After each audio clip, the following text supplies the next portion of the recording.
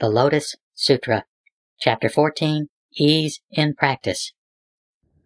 Thereupon, the Prince of the Dharma, Bodhisattva Mahasattva Manjushri, addressed the Buddha, saying, quote, "O Bhagavat, these bodhisattvas are very rare. In respectful obedience to the Buddha, they have made this great vow, quote, in the troubled world to come, we will preserve, recite, and teach this Lotus Sutra. O Bhagavat, how can these bodhisattva mahasattvas teach this sutra in the troubled world to come?" The Buddha addressed Manjushri, saying, "If the bodhisattva mahasattvas want to teach this sutra in the troubled world to come, they should abide in the 4 kinds of practices. The first is to establish the sphere of their bodhisattva practice and the sphere of their relationships, and thereupon expound this sutra for the sake of sentient beings. O Manjushri, what is the sphere of the practice of the bodhisattva mahasattva? If a bodhisattva mahasattva abides in the stage of perseverance, is gentle, tranquil, non-violent, and unafraid, and furthermore, if he remains unmoved with regard to existent things, and perceives them in their true aspect, and neither acts nor discriminates, this is called the sphere of the practice of the bodhisattva mahasattva. What is the sphere of the relationships of the bodhisattva mahasattva? The bodhisattva mahasattva should not consort with kings, princes, ministers, and chief officials.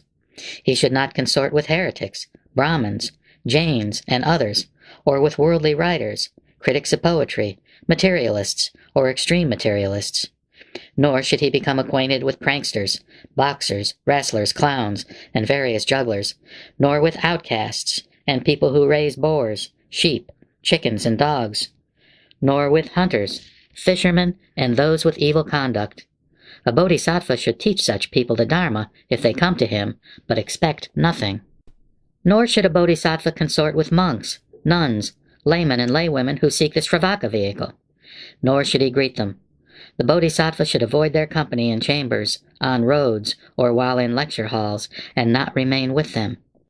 If they come, teach them the Dharma according to their capacities, but expect nothing. Moreover, O Manjushri, the bodhisattva mahasattva should expound the teaching without any thought of desire for or wish to see a woman's body.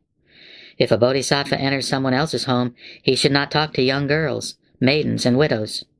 A bodhisattva should also not approach the 5 kinds of impotent men, nor be intimate with them.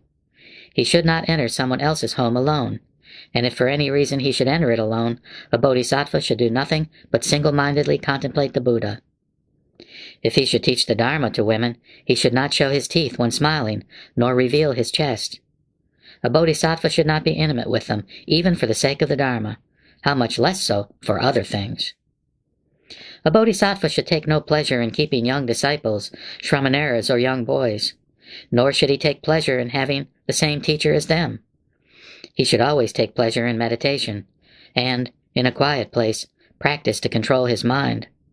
O Manjushri, this is what is known as the first sphere of relationships.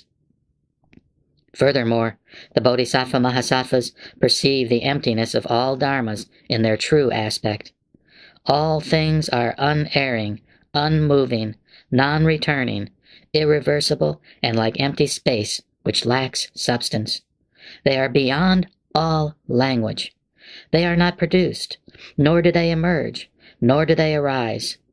They do not have any name or mark. In reality, they have no substance. They are immeasurable, limitless, without obstacles or obstructions.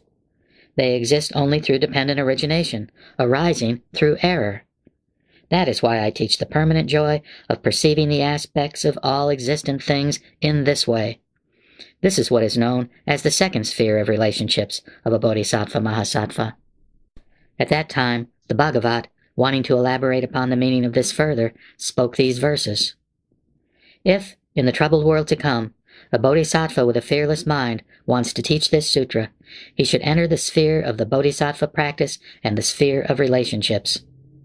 He should always stay away from kings, princes, ministers, chief officials, dangerous pranksters, outcasts, heretics, and Brahmins. He should not consort with excessively proud scholars who are attached to scriptures of the inferior vehicle contained in the 3 baskets, or Tripitaka, nor with monks who violate the precepts, with those who call themselves arhats, or with nuns who like to joke and laugh. He should not become acquainted with laywomen who are attached to the desires of the five senses and seek nirvana in their present lives.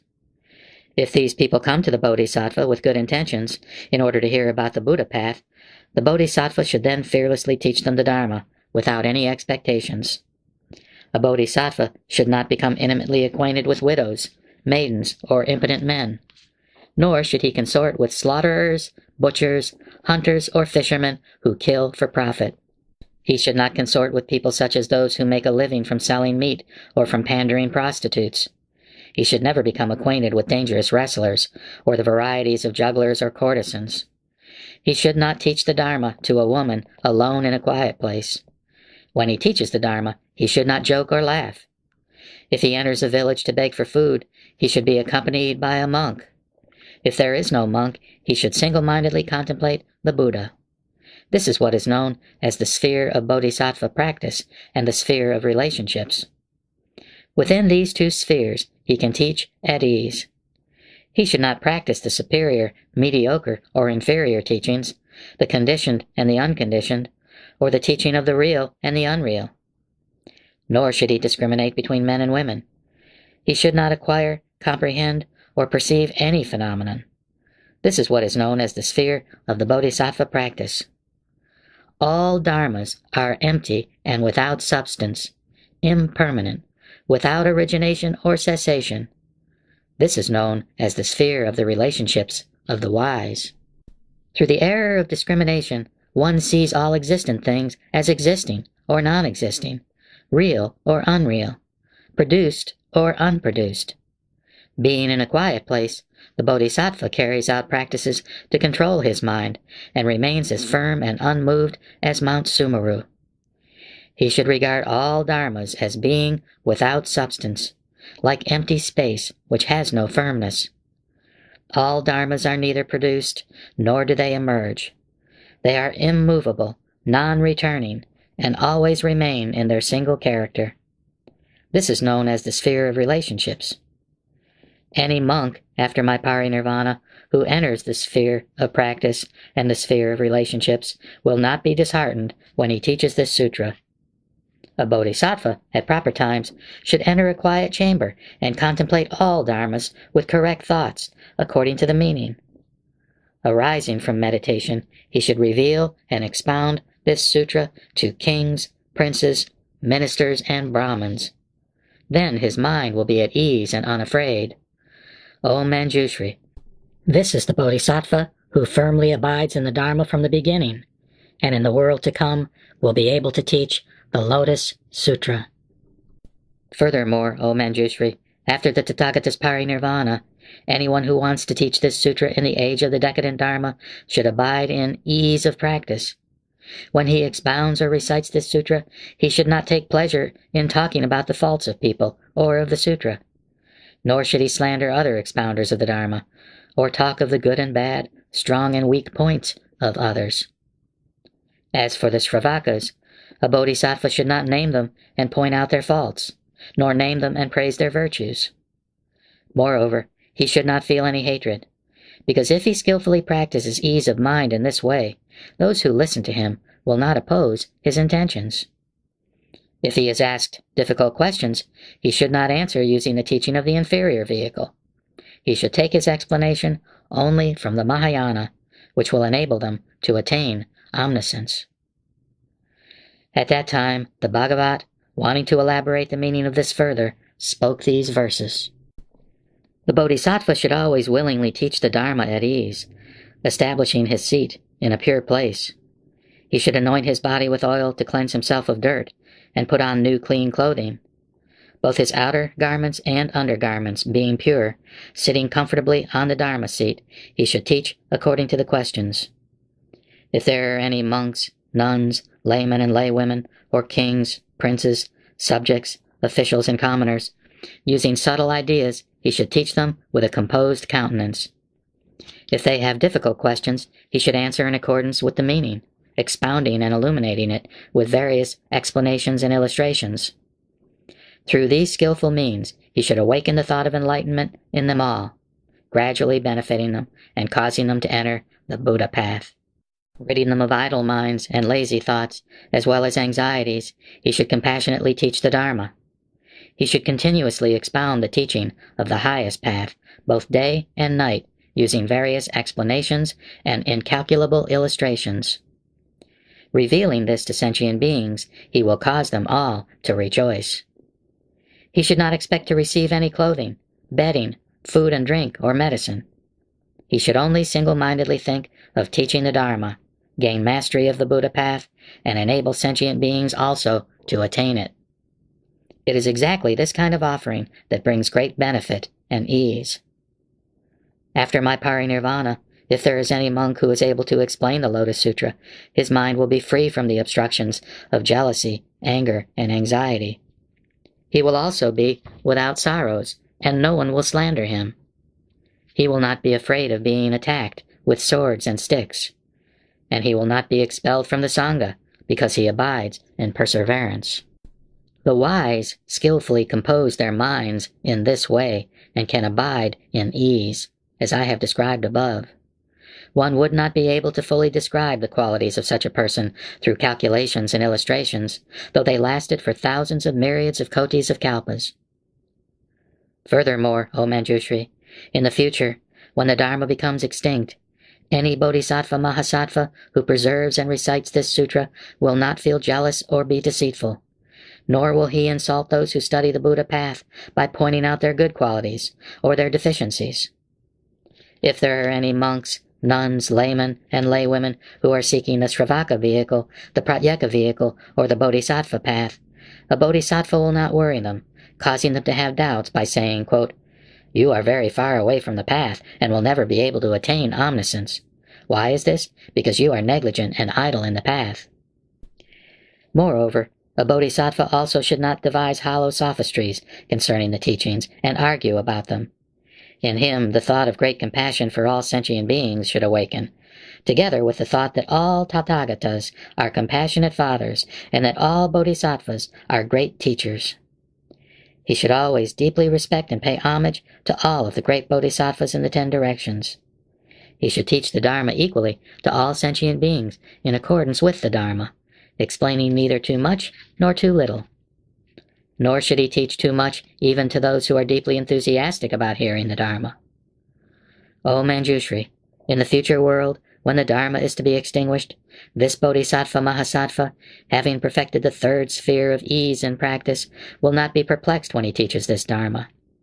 He will become acquainted with good fellow students who will recite this sutra together.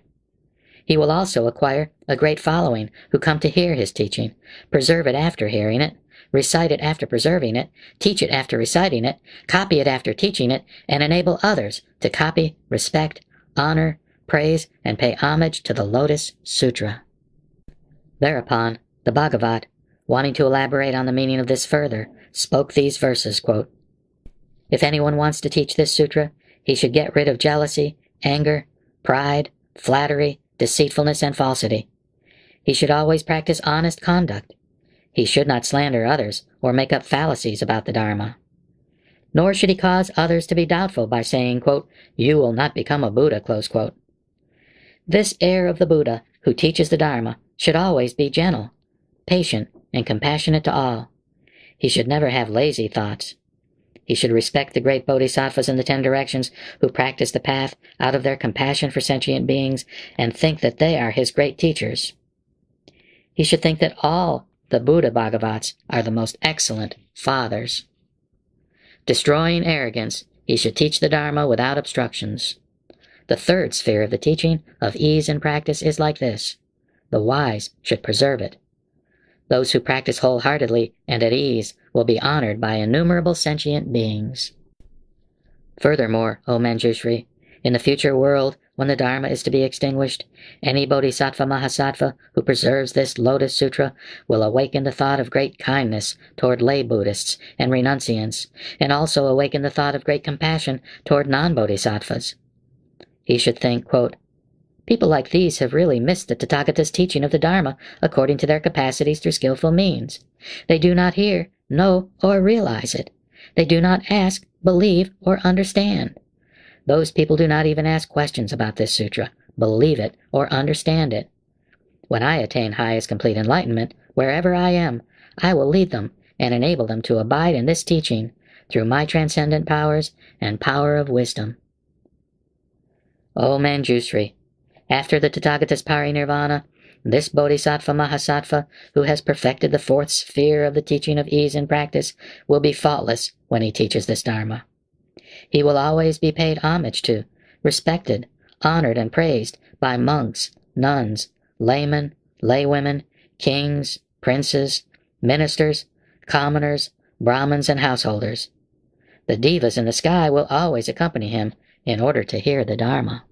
If he is in a village, city, secluded spot, or forest, and the people want to come and ask difficult questions, the devas will protect him both day and night, always for the sake of the Dharma, and he will cause all of those who listen to him to rejoice. Why is this? Because this sutra is preserved through the transcendent powers of all the Buddhas of the past, present, and future. O Manjushri, even the title of this Lotus Sutra cannot be heard in incalculable lands. How much more is it unable to be seen, accepted, preserved, and recited? O Manjushri, suppose a very powerful noble emperor wanted to subdue other countries with his might, but the lesser kings would not obey his command. In such a case, the noble emperor gathers an army together to overcome them. He recognizes the soldiers who have committed brave deeds in war, and, greatly rejoicing, he bestows boons according to their merit, such as estates, villages, cities, garments, ornaments, various treasures, gold, silver, lapis lazuli, mother of pearl, agate, coral, amber, elephants, horses, chariots, servants, and subjects, but he never gives them the precious jewel in his top knot. Why is this? Because only the noble emperor has this precious jewel in his top knot. If the emperor gives it away, his attendants would certainly be very surprised and mistrustful. O Manjushri, the Tathagata is exactly like this. He has attained the land of the Dharma through his powers of concentration and wisdom. Thus, he has become the king of the triple world. Since the Mara kings will not obey him, the wise and noble generals of the Tathagata come to do battle with them. The Tathagata rejoices at the meritorious ones and teaches various sutras to the fourfold assembly, gladdening them. He bestows upon them the property of all the teachings about concentrations, liberations, faculties without corruption, and powers. He also bestows upon them the city of Nirvana. Saying that they have attained Nirvana, he leads their minds onward and gladdens them all. And yet he does not teach them the Lotus Sutra. O Manjushri, it is just as if the noble emperor finally gives the jewel that has been long concealed in his top knot. Although he perceived the great merit of those soldiers and was deeply pleased, he did not rashly give them the marvelous jewel. The Tathagata is also exactly like this. Since he is the great king of the Dharma in the triple world, he inspires all the sentient beings through the Dharma. When he sees the wise and noble soldiers who have done battle with the Mara of the five aggregates, the Mara of desires, and the Mara of death, who have great merit in battle, and have extinguished the three poisons, left the triple world, and broken out of Mara's net, he then rejoices greatly. He now teaches the Lotus Sutra, which is treated with hostility by the entire world and is difficult to believe in, and which he has never taught before, and enables sentient beings to attain omniscience. O Manjushri, this Lotus Sutra is the ultimate teaching of all the Tathagatas, the most profound among all the teachings, and conferred at the very end. It was in the same way that the very powerful and noble emperor gave the jewel after having preserved it for a long time. O Manjushri, this Lotus Sutra is the secret treasure house of all the Buddha Tathagatas, and the foremost among all the sutras. The Buddha has preserved it for a long time, and he has not taught it indiscriminately. Now, for the first time, he teaches it. At that time, the Bhagavat, wanting to elaborate on the meaning of this further, spoke these verses. Always practice patience, and be compassionate toward all, since only then can one expound a sutra praised by the Buddha. In the future, those who preserve this sutra should be compassionate and kind toward lay Buddhists, renunciants, and non-bodhisattvas, saying, quote, "Those who have not heard this sutra, or who do not believe in it have consequently lost a great opportunity. When I attain the Buddha path, I will expound this teaching through various skillful means, and enable them to abide in it." Close quote. Suppose there was a powerful noble emperor who bestows upon those soldiers meritorious in battle various gifts of elephants, horses, chariots, conveyances, ornaments, estates, villages, cities, garments, various treasures, servants, and wealth. He gives these gifts with joy. If there is anyone who has been brave and has performed difficult deeds, the noble emperor gives the precious jewel in his topknot.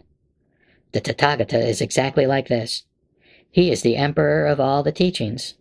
Out of his great compassion, and through his treasury of wisdom and great power of patience, he inspires the world according to the Dharma.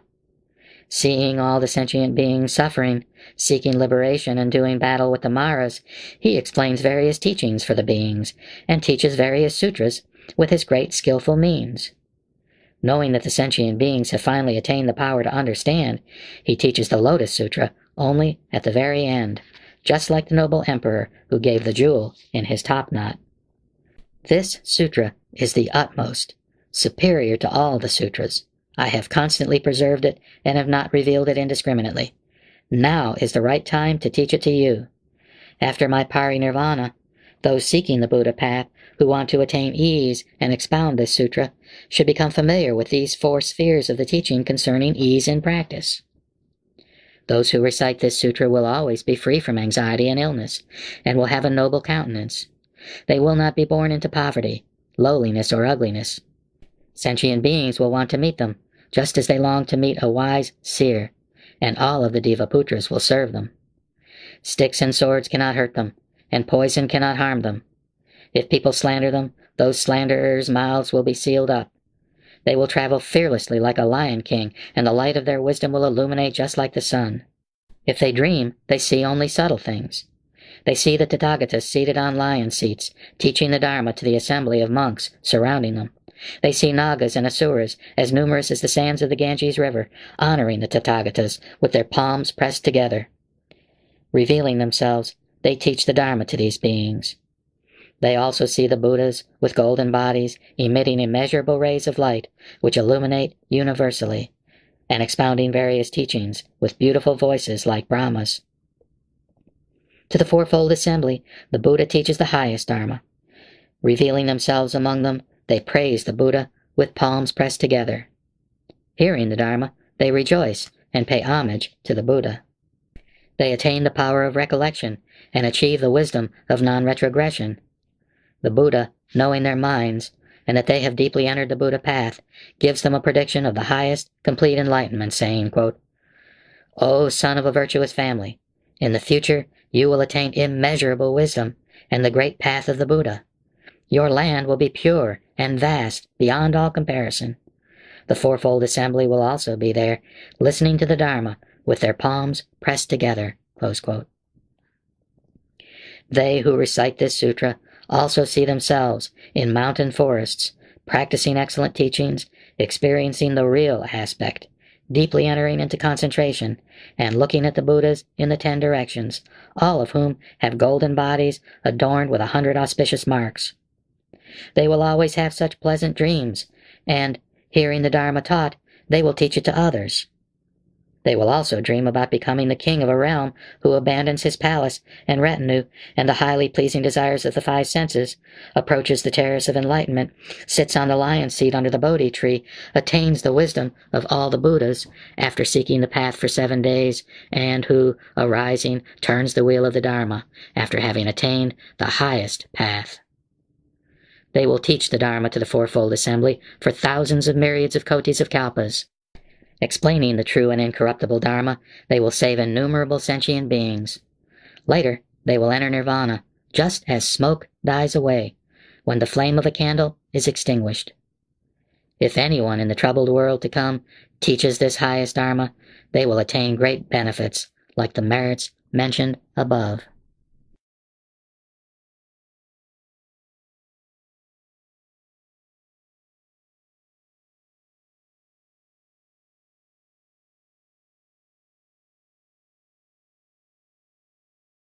The Lotus Sutra, Chapter 15, Bodhisattvas Emerging from the Earth. At that time, the Bodhisattva Mahasattvas who had arrived from other lands, and whose numbers exceeded that of the sands of 8 Ganges rivers, stood up in the great assembly, bowed with their palms pressed together, and then spoke to the Buddha, saying, quote, "O Bhagavat, if you give us permission to diligently strive to preserve, recite, copy, and pay homage to this Lotus Sutra after the parinirvana of the Buddha in this Saha world, then we will extensively teach it in this land." Then the Buddha addressed the assembly of Bodhisattva Mahasattvas, saying, "Enough, O sons of a virtuous family. There is no need for you to preserve this sutra. Why is this? In my Saha world there are Bodhisattva Mahasattvas equal to the sands of 60,000 Ganges rivers in number, and each of these Bodhisattvas, in turn, has a retinue equal to the sands of 60,000 Ganges rivers. After my parinirvana, they can preserve, recite, and extensively teach this sutra." When the Buddha said this, all the lands of the great manifold cosmos in the Saha world quaked, and the earth split. From out of this crevice there simultaneously appeared incalculable thousands of myriads of kotis of Bodhisattva Mahasattvas. All of these Bodhisattvas had golden bodies endowed with the 32 marks and radiating immeasurable rays of light. They had all previously been living in the space under the earth of the Saha world. Having heard the sound of Sakyamuni's teaching, all of these Bodhisattvas emerged from below.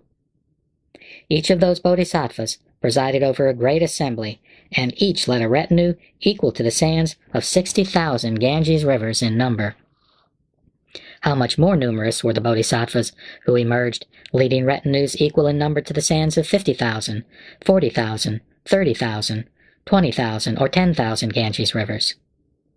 How much more numerous were the Bodhisattvas who emerged, leading retinues even equal to the sands of 1 Ganges river, half a Ganges river, a quarter of a Ganges river, or even just 1,000th of a myriad of a koti of a nyota of the sands of a Ganges river. How many more retinues were there numbering thousands of myriads of kotis of nayutas?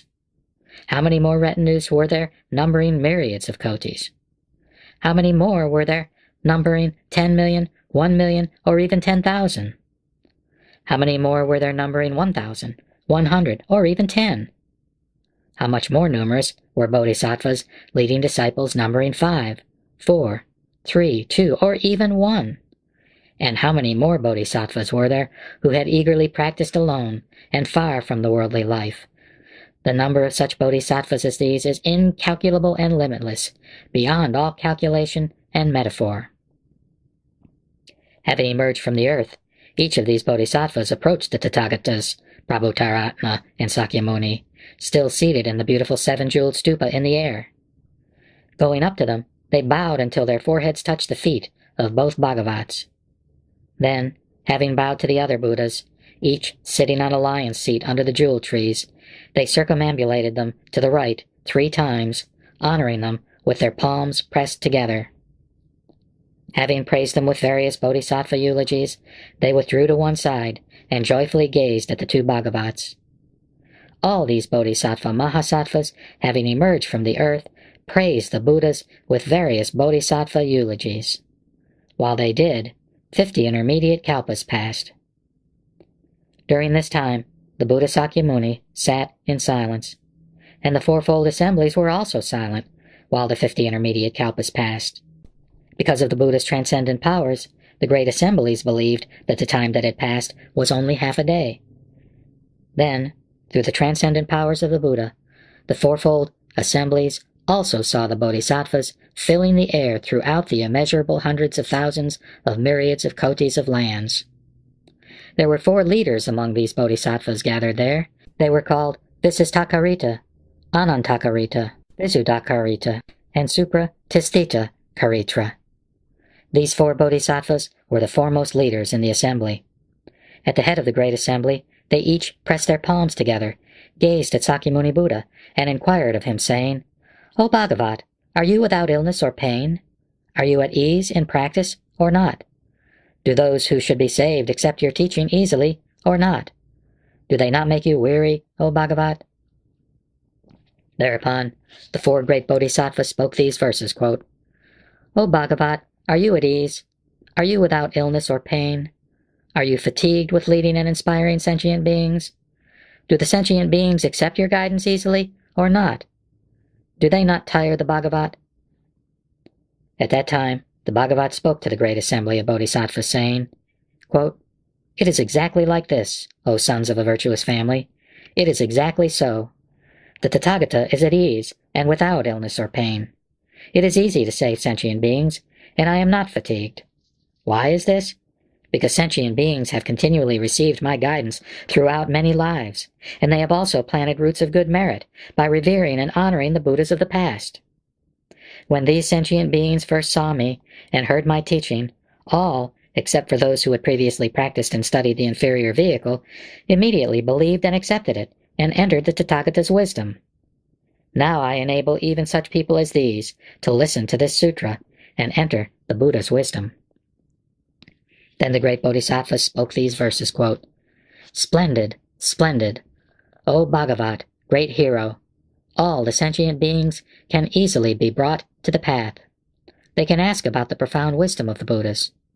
Hearing about it, they trust and accept it. We rejoice about this." At that time, the Bhagavat praised the foremost of the great Bodhisattvas, saying, quote, "Splendid, splendid, O sons of virtuous families, thoughts of joy regarding the Tathagata have awakened in you." Then, the Bodhisattva Maitreya and the assembly of bodhisattvas equal in number to the sands of 8,000 Ganges rivers thought this, quote, "Looking far into the past, we have never seen or heard of such an assembly of great bodhisattva mahasattvas who have now emerged from the earth and are standing before the Bhagavat with their palms pressed together in reverence, asking the Tathagata questions."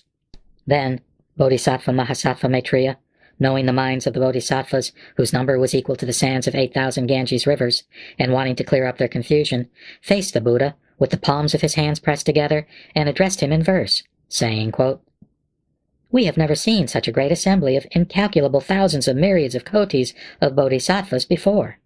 We entreat you, O best of humans, to explain it to us. Where have they come from? For what reason have they gathered here? They look magnificent and have great transcendent powers. Their wisdom is beyond our comprehension. They are firm in their resolve, have the power of great perseverance, and an appearance that sentient beings desire to see.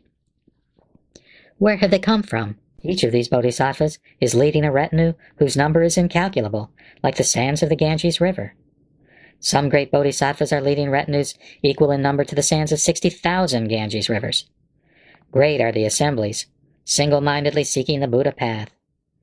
These great leaders, equal in number to the sands of 60,000 Ganges rivers, have come all together to pay homage to the Buddha and preserve this sutra. The number of bodhisattvas leading retinues equal in number to the sands of 50,000 Ganges rivers is even greater.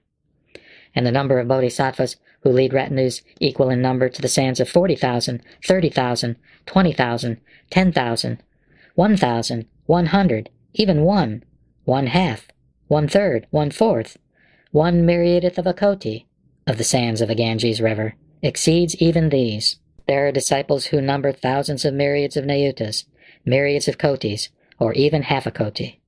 Their numbers also exceed that mentioned above. There are also disciples in retinues of 1,000,000, 10,000, 1,000, 100, 50, 10, even 3, 2, or 1 in number. There are also great bodhisattvas who have come without retinues, desiring to be in solitude. The number of those who have come before the Buddha is far beyond any calculation. If anyone counted the number of such a great assembly with bamboo counting sticks, he would not finish even after exhausting kalpas greater in number than the sands of the Ganges River. Who has taught the Dharma to this assembly of bodhisattvas, endowed with great dignity and perseverance? Who has inspired and perfected them? Under whom did the thought of enlightenment first awaken in them? Which Buddha Dharma do they praise? Whose sutra have they preserved and practiced? And which Buddha path have they followed? Such bodhisattvas as these, endowed with transcendent powers and the power of great wisdom, have all emerged out of the earth, which quaked in the 4 directions and split asunder. O Bhagavat, we have never seen such a thing before. We entreat you to tell us the name of the land from where they have come. We have been constantly traveling in various regions. Nevertheless, we have never seen such a thing before. We do not know even a single person in this assembly. All of a sudden, they have emerged from the earth. We entreat you to explain the reason why. All of the immeasurable hundreds of thousands of kotis of bodhisattvas in this great assembly now wish to know about this matter. There must be underlying causes for this, to explain all of these bodhisattvas. O Bhagavat, he of immeasurable qualities, we entreat you to clear up the confusion of the assembly. Thereupon the Buddhas, who were the magically created forms of Sakyamuni Buddha, arrived from other incalculable thousands of myriads of kotis of lands, and sat cross-legged on lion seats under the jewel trees in the 8 directions. Each attendant of these Buddhas had seen the great assembly of bodhisattvas as they emerged from out of the earth and floated in midair in the 4 directions of the great manifold cosmos. Each of them addressed his Buddha, saying, O Bhagavat, where has this great assembly of immeasurable, limitless, incalculable bodhisattvas come from? Then the Buddhas answered their attendants, saying, O sons of a virtuous family, wait a moment. There is a bodhisattva mahasattva called Maitreya, who has received a prediction from the Buddha Sakyamuni that he will become a Buddha after Sakyamuni in the future. Since he has already asked about this, the Buddha will now answer him. You shall be able to hear the reason yourselves. Then the Buddha Sakyamuni addressed Bodhisattva Maitreya, saying, Splendid, splendid, O Ajita. You have asked the Buddha an important question. You should all single-mindedly don the armor of perseverance and be of firm will.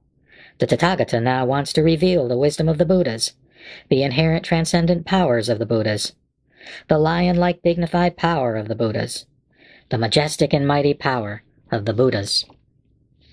Thereupon, the Bhagavat, wanting to elaborate on the meaning of this further, spoke these verses, quote, You should be persistent and wholeheartedly attentive, for I want to explain it to you. Do not have any doubts, for the wisdom of the Buddha is difficult to comprehend. You should now awaken to the power of faith, and with perseverance abide in the good. Now you will all be able to hear what you have never heard before. I will now put you at ease. Have no doubts or fear. The Buddha never speaks false words. His wisdom is immeasurable. The foremost Dharma that he has attained is profound and difficult to explain. I will now expound this difficult teaching, so you should listen wholeheartedly. Then the Bhagavat, after speaking these verses, addressed Bodhisattva Maitreya, saying, quote, I will now proclaim it to all of you in this assembly. O Ajita, all of you have never seen these immeasurable, innumerable, incalculable great Bodhisattva Mahasattvas who have emerged from out of the earth. Having attained highest complete enlightenment in this Saha world, I led, inspired, and instructed these Bodhisattvas, restrained their thoughts, and caused the thought of the path to awaken in them. When these Bodhisattvas lived in the space under the earth of this Saha world, they recited various sutras, became well versed in them, and contemplated, analyzed, and correctly remembered them. O Ajita, all these sons of a virtuous family did not wish to be among the multitude where there is always much discussion. They always wanted to be in quiet places. They diligently strove without resting or relying upon devas or humans. They always desired the profound wisdom without obstructions. They always wanted the Dharma of the Buddhas. They strove wholeheartedly in seeking the highest wisdom. At that time, the Bhagavat, wanting to elaborate on the meaning of this further, spoke these verses, quote, O Ajita, you should know that all of these great bodhisattvas have practiced the wisdom of the Buddha for innumerable kalpas. They have all been inspired by me, and the thought of the great path has awakened in them. They are my heirs. Abiding in this world, they always cultivated ascetic practices, wishing to be in quiet places. Rejecting the clamor of the multitude, they did not want to have much discussion. All my heirs, such as these, constantly practicing my teaching with vigor day and night. In order to seek the Buddha path, they lived in the space under the earth of this Saha world. They were firm in recollection, and they always diligently sought wisdom. Explaining various subtle teachings, their minds were free from fear. Sitting under the Bodhi tree in the city of Gaya, I attained the highest complete enlightenment and turned the wheel of the highest Dharma. I then led and inspired them so that the thought of the path awakened in them for the first time. All of them are now at the stage of non-retrogression and will certainly become Buddhas with no residue. I now teach the truth. You should wholeheartedly believe that from long, long ago I have been leading and inspiring all these bodhisattvas. Then Bodhisattva Maitreya and the innumerable other bodhisattvas became doubtful and confused concerning this unprecedented experience. They thought this, quote, "How is it possible, in such a short time, for the Bhagavat to have inspired such an immeasurable, limitless, incalculable number of great bodhisattvas, enabling them to abide in highest complete enlightenment?" Immediately, they addressed the Buddha, saying, quote, "O Bhagavat, when the Tathagata was a prince, he left the palace of the Sakyas, sat on the terrace of enlightenment, which is not far from the city of Gaya, and attained highest complete enlightenment. Since then, more than 40 years have passed. How is it possible, O Bhagavat, for you to have done such great Buddha acts in such a short period of time? Is it through the might of the Buddha and through the Buddha's qualities that you have inspired such an assembly of incalculable great bodhisattvas to achieve highest complete enlightenment? O Bhagavat, even if someone counted the number of the great bodhisattvas for thousands of myriads of kotis of kalpas, they would not be able to finish. There would be no end. From long ago, these bodhisattvas have been planting roots of good merit in the presence of immeasurable, limitless Buddhas. They have perfected the bodhisattva path and have always practiced the pure path of discipline and integrity. It is, O Bhagavat, difficult to believe such things in this world. Suppose a handsome man with dark hair, 25 years of age, were to point to a 100-year-old man and say, quote, 'He is my son.' And the 100-year-old man points to the young fellow and says, quote, 'He is my father, and he raised me.' This would be difficult to believe, and what the Buddha has now taught is exactly like this. It has not, in fact, been so long since the Buddha attained the path. Yet for the sake of the Buddha path, this great assembly of bodhisattvas has been diligently striving for innumerable thousands of myriads of kotis of kalpas. They have skillfully entered, abided in, and emerged from immeasurable thousands of myriads of kotis of samadhis. They have attained great transcendent powers and practiced the pure path of discipline and integrity for a long time. They have gradually and ably practiced wholesome teachings and are skilled at discussions. They are jewels among humans and a great rarity in the entire world. Today, the Bhagavat has correctly said that after he attained the path of the Buddha, he caused the thought of enlightenment to awaken in the bodhisattvas for the first time. He then led, inspired, and instructed them to approach highest complete enlightenment. O Bhagavat, although it has not been so long since you attained Buddhahood, yet you have really done these great meritorious acts. We believe the Buddha's words, spoken according to our capacities, and that what he says is never false. We are all well versed in the Buddha's knowledge. However, if the bodhisattvas in whom the thought of enlightenment has recently awakened hear this after the Buddha's parinirvana, they will not accept it, and this will bring about conditions for erring deeds that destroy the Dharma. That is why, O Bhagavat, we entreat you to explain it to us and remove our doubts.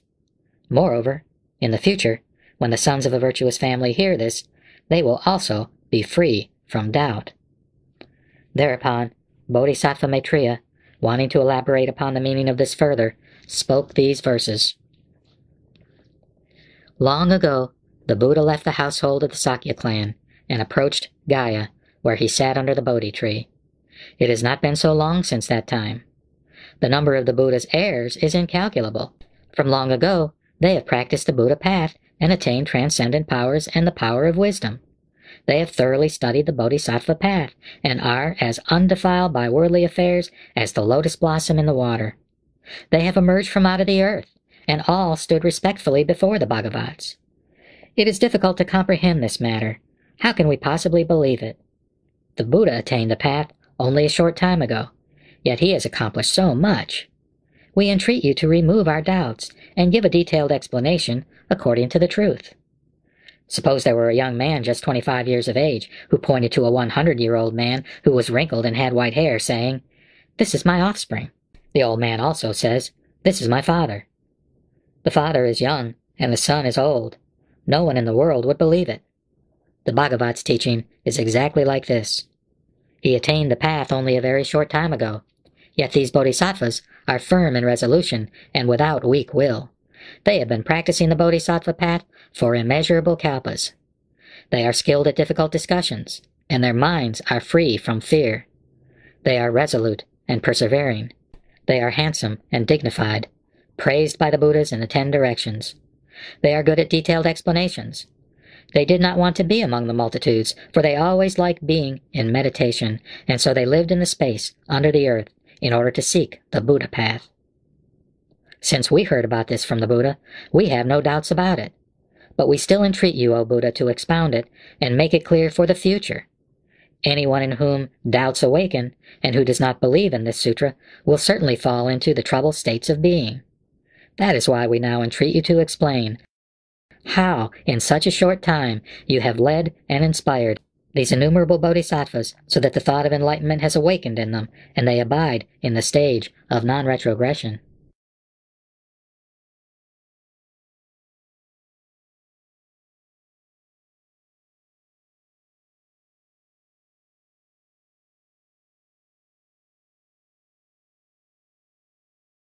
The Lotus Sutra, Chapter 16, The Lifespan of the Tathagata. Thereupon, the Buddha addressed the bodhisattvas and the entire great assembly, saying, quote, O sons of a virtuous family, you should believe the true words of the Tathagata. He addressed the great assembly again, saying, quote, You should believe in the Tathagata's true words. He repeated this to them, saying, quote, You should believe the Tathagata's true words. Then, the great assembly of bodhisattvas, headed by Maitreya, addressed the Buddha with their palms pressed together, saying, quote, O Bhagavat, we entreat you to explain it. We will accept the Buddha's words. After they had spoken in this way 3 times, they again said, quote, We entreat you to explain it. We will accept the Buddha's words. Then the Bhagavat, realizing that the bodhisattvas continued to entreat him after those 3 times, addressed them, saying, Listen carefully to the Tathagata's secret and transcendent powers. The devas, humans, and asuras in all the worlds all think that the present Buddha, Sakyamuni, left the palace of the Sakyas, sat on the terrace of enlightenment not far from the city of Gaya, and attained the highest complete enlightenment.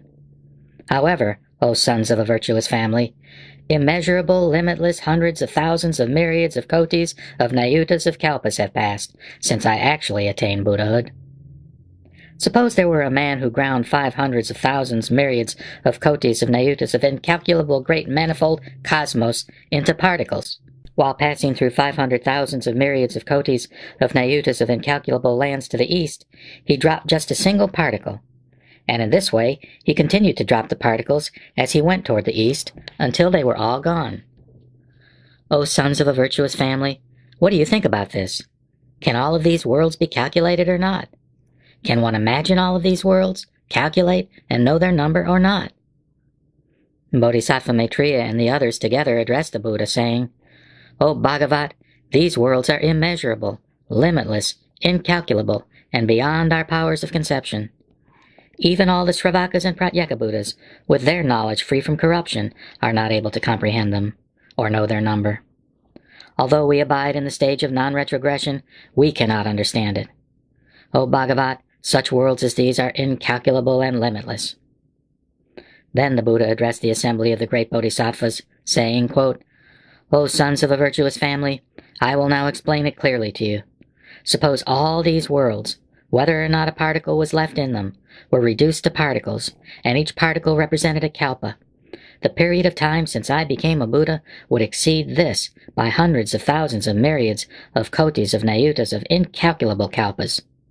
Since then, I have constantly been residing in the Saha world, teaching the Dharma and inspiring sentient beings.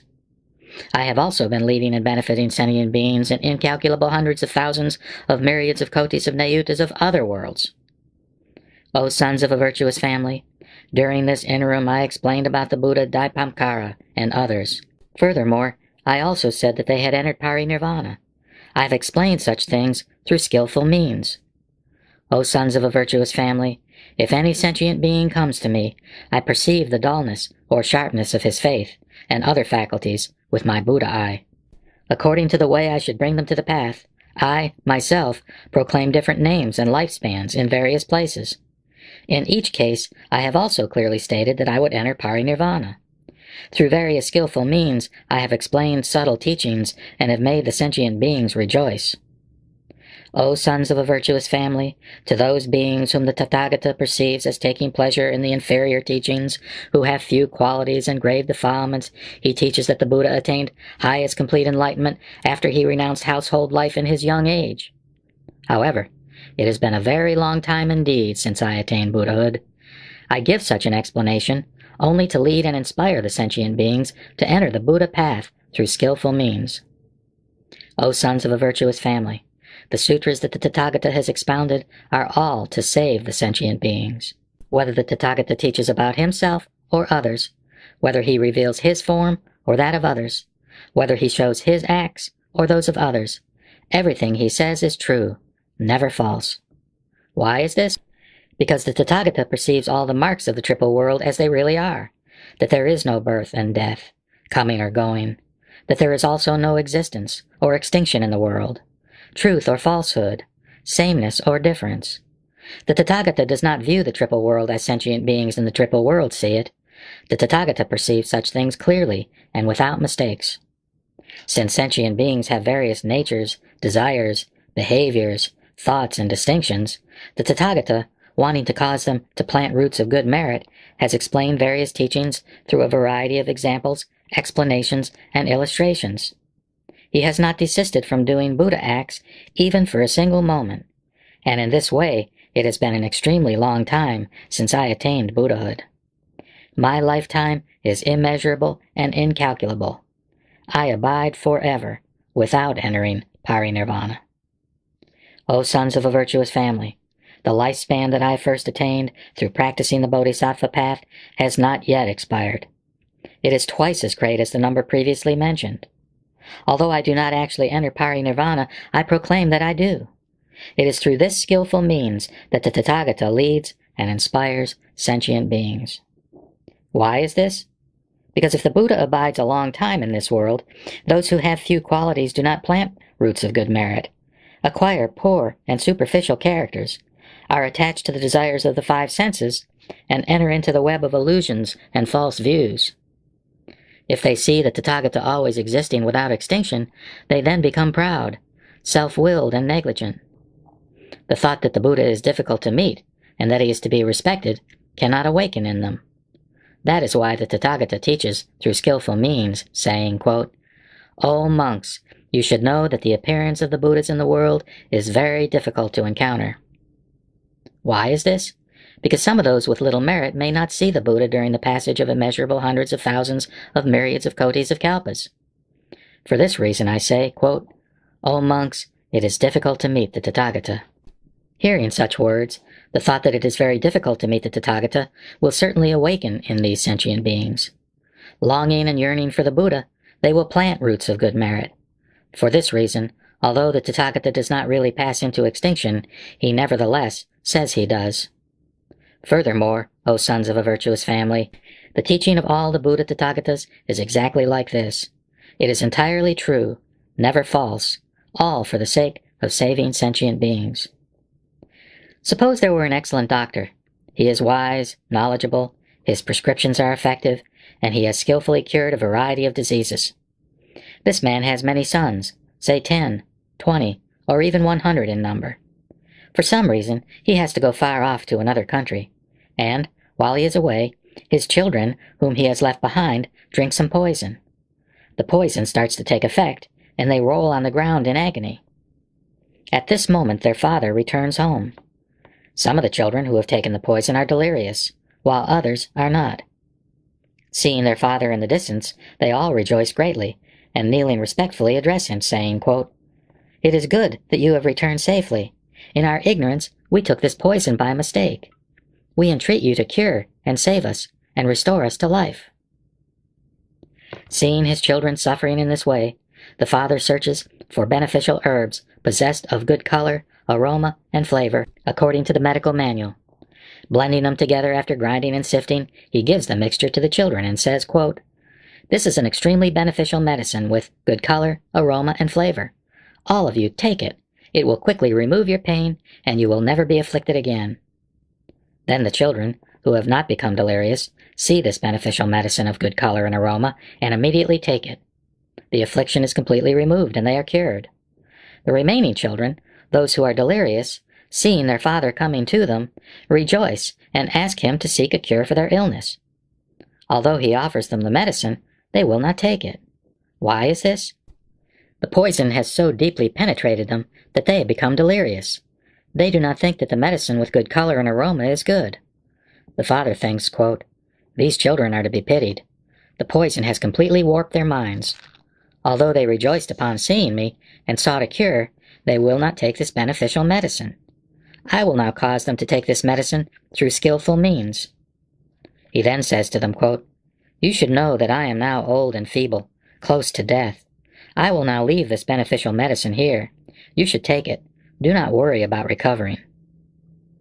Having left these instructions, he goes to another country and sends a messenger back home to tell them, quote, "Your father has already died." Upon hearing that their father is dead, the children become very distressed and think, quote, "If our father had lived, he would have taken pity on us and protected us. But now, abandoning us, he has died in a distant country." They now consider themselves orphans, having no one to rely upon. Through constant grieving, their minds become clear, and only then do they realize that the medicine has fine color, aroma, and flavor. They immediately take it, and the poison is completely driven out. The father, hearing that all his children have completely recovered, immediately returns and makes his appearance. The Buddha then asked the Bodhisattvas, quote, "O sons of a virtuous family, do you think there is anyone who would say that this good doctor is guilty of lying?" The Bodhisattvas replied, "No, we do not, O Bhagavat." The Buddha said, "I am just like this. Since I became a Buddha, immeasurable, limitless hundreds of thousands of myriads of kotis, of nayutas, of incalculable kalpas have passed. Though for the sake of sentient beings I use skillful means and say that I will enter parinirvana, there is no one who could rightly say that I am guilty of falsehood." Thereupon, the Bhagavat, wanting to elaborate on the meaning of this further, spoke these verses. "Since I attained Buddhahood, immeasurable hundreds of thousands of myriads of kotis of incalculable kalpas have passed. I have been constantly teaching the Dharma through these immeasurable kalpas, leading and inspiring innumerable kotis of sentient beings and enabling them to enter the Buddha path. Using skillful means, I have manifested the state of nirvana to bring sentient beings to this path. Yet I have not actually entered nirvana, but continually abide here, expounding the Dharma. Although I am always among these erring beings, with my transcendent powers I prevent them from seeing me. The sentient beings, seeing me enter perfect extinction, earnestly revere my relics, and, filled with longing, yearn for me. When the sentient beings become sincere, mild, and receptive, and, wanting wholeheartedly to meet the Buddha, are willing to give unsparingly of their bodies and lives, then I, together with the Sangha, will appear on Mount Gridhakuta. I will declare this to the sentient beings, quote, "Although I am always here without extinction, through the power of skillful means I manifest extinction and non-extinction. If there are any sentient beings in other worlds who respect and believe in me, I will also teach them the highest Dharma. Not knowing this, you only think that I have entered parinirvana. I see all sentient beings submerged in the ocean of suffering. That is why, by not manifesting my form, I cause them to yearn for me. Then, after awakening this longing, I appear and expound the Dharma. Such are my transcendent powers. For innumerable kalpas, I have constantly resided on Mount Gridhakuta and elsewhere. When sentient beings see themselves amidst a conflagration at the end of a kalpa, it is in fact my tranquil land, always full of devas and humans. All the gardens and palaces are adorned with various gems. The jewel trees abound with flowers and fruits, and the sentient beings are joyful among them. The devas beat heavenly drums, making constant and varied music. They rain down mandarava flowers upon the Buddha and the great assembly. Although my pure land never decays, the sentient beings see it as ravaged by fire and torn with anxiety and distress. They believe it is filled with these things. Because of their misdeeds, these erring sentient beings do not hear the name of the three treasures for incalculable kalpas. but all who cultivate merit and are receptive and honest will see me residing here, expounding the Dharma. For the sake of these sentient beings, I teach that the lifespan of the Buddha is immeasurable. To those who, after a long time, finally see the Buddha, I teach that it is difficult to meet him. Such is the power of my wisdom. The light of my wisdom illuminates immeasurably, and my lifespan is of innumerable kalpas. This has been achieved through long practice. You wise ones, do not give in to doubt. Banish all doubt forever. The Buddha's words are true, never false. It is like the physician who proclaimed his own death, although it was untrue. He did this to cure his delirious sons, through excellent skillful means, so no one could say he really spoke falsehood. I, also, being the Father of the world, cure those who suffer. To the deluded and unenlightened, I say that I have entered nirvana, although in fact I am really here. For if they were to see me, they would become lazy and arrogant. Attached to the desires of the five senses, they would fall into the troubled states of being. Always aware of which sentient beings practice the path and which do not, I teach the Dharma in various ways, according to their ability to be saved. I am always thinking, quote, by what means can I cause sentient beings to be able to enter the highest path and quickly attain the Dharma?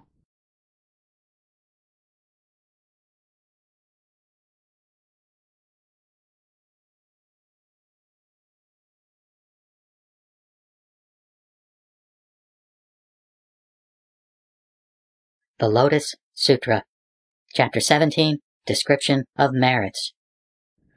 Thereupon, when the great assembly heard the Buddha explain that his lifespan was of such a great number of kalpas, an immeasurable, limitless, incalculable number of sentient beings were greatly benefited.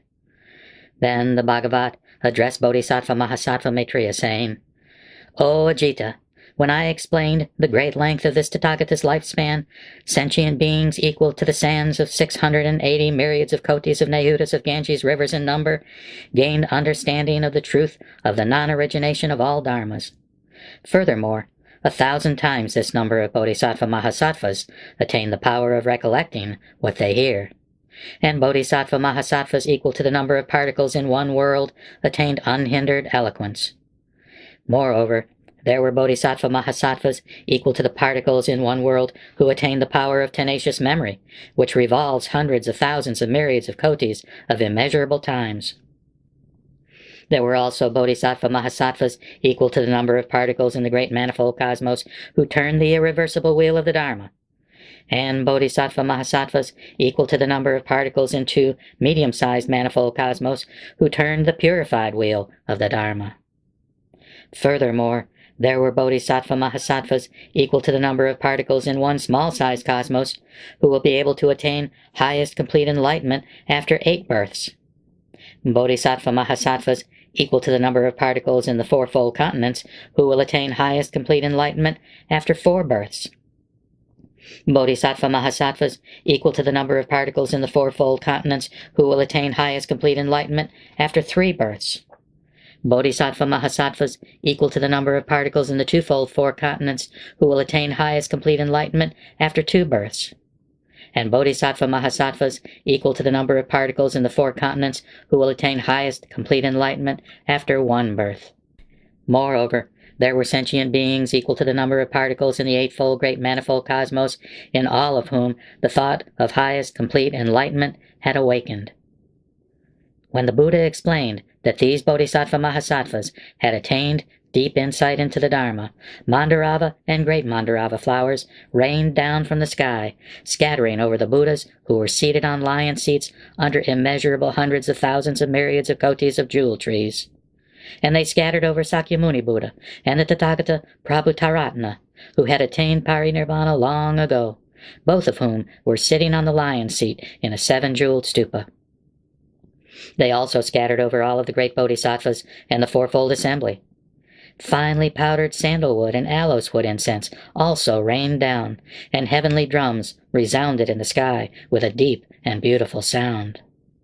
1,000 kinds of heavenly garments, draped with strings of pearls, jewels, and wish-fulfilling gems, rained down, filling the 9 directions. Priceless incense burned in various jeweled incense holders, and its fragrance spread spontaneously throughout the great assembly as an offering. Above each Buddha there were bodhisattvas holding banners and umbrellas that extended upward to the Brahma world. These bodhisattvas praised the Buddhas by singing immeasurable verses with beautiful voices. Then Bodhisattva Maitreya rose from his seat, leaving his right shoulder bared, faced the Buddha with the palms of his hands pressed together, and spoke these verses. The Buddha has taught this marvelous Dharma that we have never heard before. The Bhagavat has great powers, and his lifespan is immeasurable. Innumerable heirs of the Buddha attained to the benefit of the Dharma after hearing the Bhagavat's explanation, and became completely filled with joy. Some attained the stage of non-retrogression, and others the power of recollection. Some attained unhindered eloquence, and others the power of tenacious memory, which revolves many kotis of times. There were also bodhisattvas equal to the number of particles in the great cosmos, who each turned the irreversible wheel of the Dharma. There were also bodhisattvas equal to the number of particles in a medium cosmos, who each turned the purified wheel of the Dharma. There were also bodhisattvas equal to the number of particles in a small cosmos, who, after 8 births, will complete the Buddha path. There were also bodhisattvas equal to 4 times, 3 times, and 2 times the number of particles in the 4 continents, who, after 4, 3, and 2 births, will attain Buddhahood. There were also bodhisattvas equal to the number of particles in the 4 continents, who will obtain omniscience after 1 birth. And sentient beings, having heard about the great length of the Buddha's lifespan, attained immeasurable results that were pure and without corruption. There were also sentient beings equal to the number of particles in the 8 worlds, in whom, having heard about the lifespan of the Buddha, the thought of highest enlightenment awakened. The Bhagavat has taught the Dharma that is immeasurable and inconceivable, and from which come benefits as limitless as space. Heavenly Mandarava and great Mandarava flowers rained down, and Sakras and Brahmas came from innumerable Buddha lands, equal in number to the sands of the Ganges River. Sandalwood and aloes wood powder scattered like birds in the sky, flying in all directions, and rained down over the Buddhas. Heavenly drums resounded spontaneously and beautifully in the air, and thousands of myriads of kotis of heavenly garments floated whirling down. Precious incense was burned in various jeweled incense holders, its fragrance naturally penetrating everywhere in homage to the Bhagavats. The great assembly of these bodhisattvas held myriads of kotis of tall and beautiful 7-jeweled banners and umbrellas, which extended gradually to the Brahma world. They hung jeweled flags and excellent banners in the presence of each of these Buddhas, and chanted thousands of myriads of verses in praise of the Tathagatas. Such things had never been experienced before. Hearing of the Buddha's immeasurable lifespan, all rejoiced. And, the Buddha's name being heard throughout the 10 directions, sentient beings were greatly benefited. Everyone became endowed with the roots of good merit, and the thought of highest, complete enlightenment awakened in them. At that time, the Buddha addressed Bodhisattva Mahasattva Maitreya, saying, O Ajita, those sentient beings who hear about the great length of the Buddha's lifespan and can awaken even a single thought of willing acceptance will all obtain immeasurable merit. If there are sons and daughters of a good family who, for the sake of highest complete enlightenment, practice the 5 perfections of giving, good conduct, perseverance, effort, and meditation, with the exception of the perfection of wisdom, for 80 myriads of kotis of nayutas of kalpas, their merit is not even 100th, 1,000th, 100,000th of a myriad of a koti of the former person's merit. It is so small that it cannot be conceived of through calculation or illustration. If there are sons and daughters of a virtuous family who possess such merit as the former, they will never revert from highest complete enlightenment. Thereupon, the Bhagavat, wanting to elaborate on the meaning of this further, spoke these verses. Those who seek the Buddha's wisdom will practice the 5 perfections for 80 myriads of kotis of nayutas of kalpas. Throughout these kalpas they will pay homage to the Buddhas, the Pratyeka Buddhas, Shravakas, and all the Bodhisattvas by offering rare delicacies, excellent garments and bedding, or by building monasteries out of sandalwood, which are adorned with gardens. Through offering such a variety of precious things throughout all of these kalpas, they will transfer the merits to the Buddha path. Those who further maintain good conduct, which is pure and without corruption, will seek what the Buddhas have praised as the highest path. Those who further practice perseverance and abide in the stage of self-control will be of constant mind, even if subjugated to ill treatment. They will continue to endure, even if they are scorned and persecuted by those who think, through their excessive pride, that they have attained the truth. Those who make diligent efforts and are firm in their intentions for immeasurable kotis of kalpas will be intent and never lazy. And those who abide in tranquil places for immeasurable kalpas will always discipline their minds, avoiding sleep while either sitting or wandering. For these reasons, they will abide in various meditations, their minds firm and unwavering for 80 myriads of kotis of kalpas. Maintaining the merit of this concentration, they seek the highest path, saying, quote, I will attain omniscience. Then they will achieve this perfection of meditation. Practicing thus for hundreds of thousands of myriads of kotis of kalpas, their merits will be as mentioned above.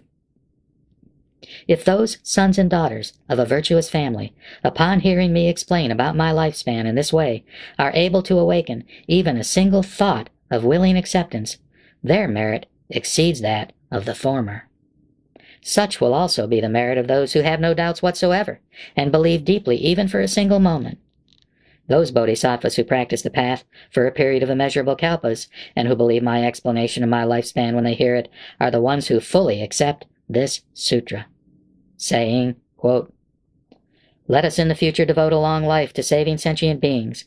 Just as the present Bhagavat, king among the Sakyas who roars the lion's roar on the terrace of enlightenment, is fearless in teaching the Dharma, let us in the future be respected by all and teach of the lifespan while sitting upon the terrace of enlightenment. Close quote. Those who have profound thoughts, are pure, honest, and learned, have good recollection, and understand the Buddha's words in accordance with what is appropriate, will have no doubts regarding this. Furthermore, O Ajita, those who hear of the great length of the Buddha's lifespan and understand the intent of these words will obtain limitless merit that will give rise to the highest wisdom of the Tathagata.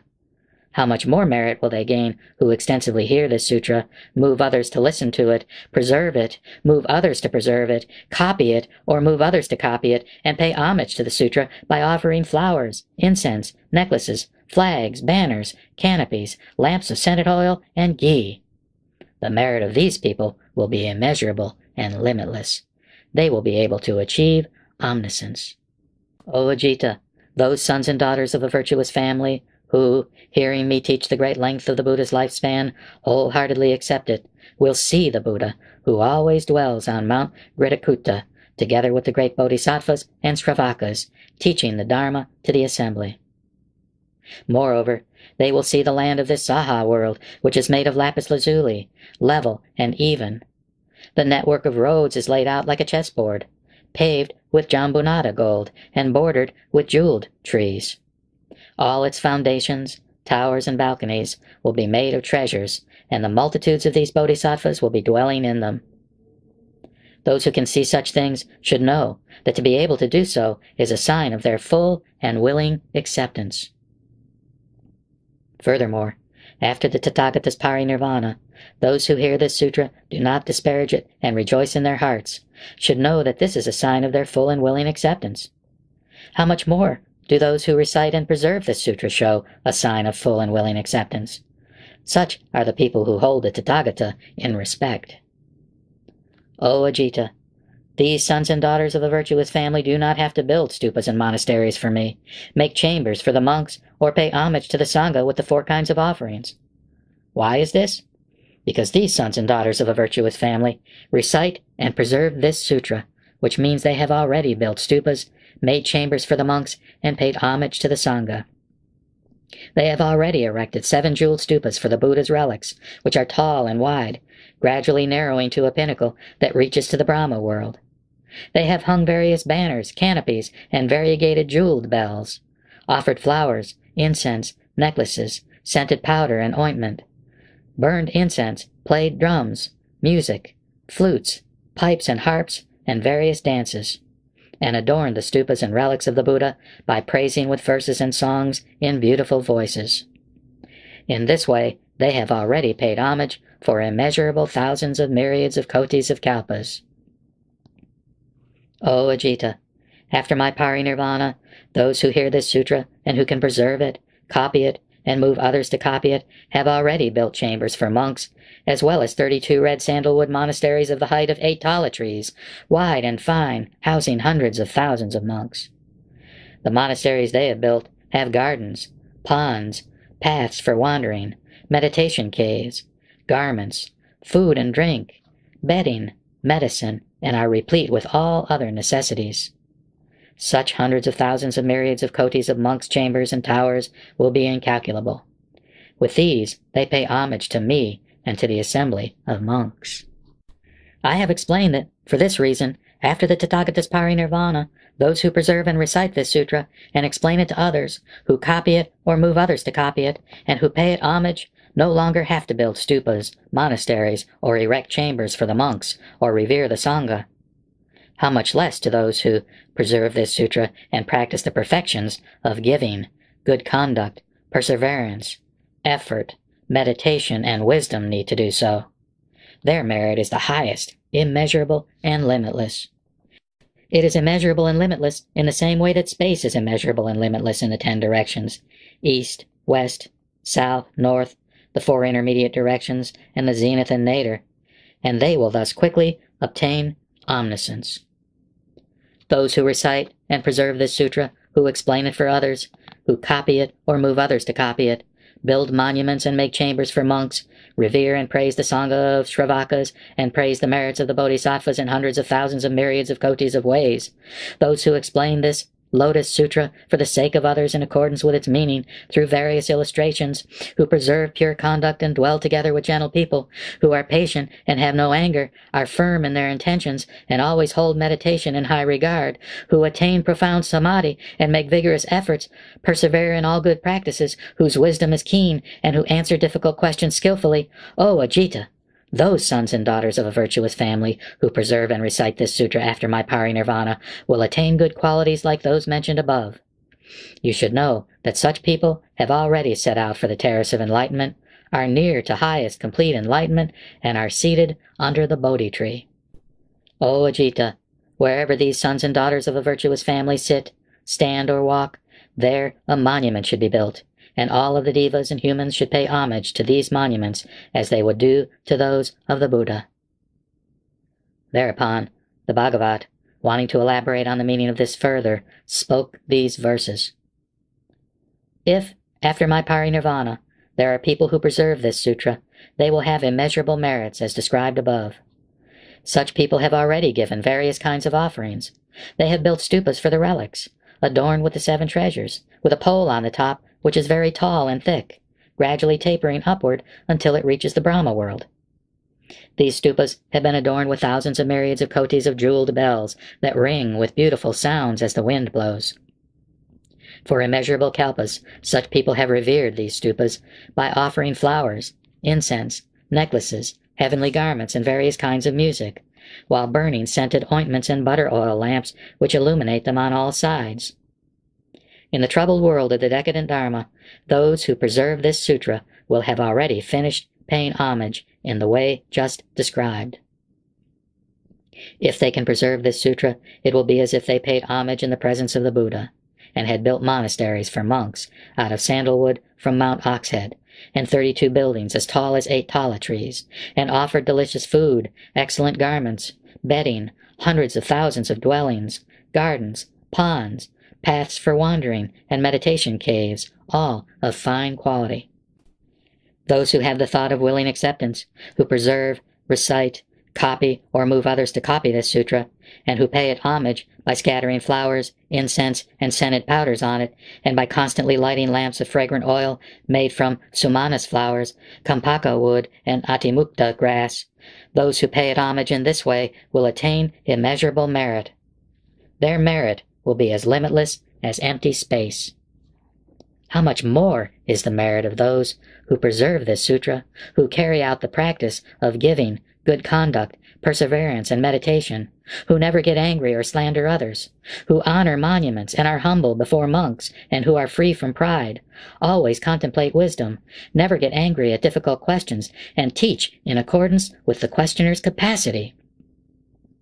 If there is anyone who can carry out these practices, their merit will be immeasurable.